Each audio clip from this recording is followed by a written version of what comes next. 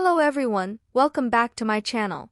Today, we're learning about two awesome Excel tools, min and max. Have you ever need to find the highest value or the lowest value in your spreadsheet? These functions are like little search engines for your data. Let's dive in and see how they work. Imagine you have a list of your favorite tech gadgets here. We can use the min and max to find the most efficient and economical options. A min. This helps you identify the smallest value in a range of cells, like the fastest shipping or the cheapest price. A max. This helps to find the largest value in a range, like the most expensive gadget. Let's find the fastest shipper. We'll use the min function to find the product with the quickest shipping time. Here's the formula.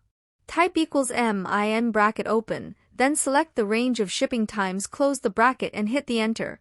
It shows you the product with the fastest shipping, wireless chargers with 1 day. Now, let's find the most expensive option.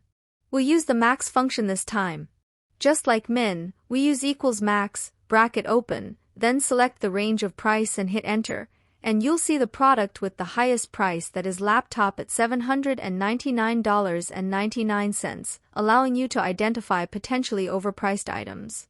You can use min to find the earliest deadlines, lowest inventory levels, or quickest response times.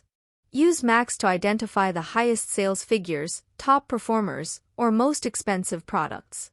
Min and max can work with dates and text as well, not just numbers.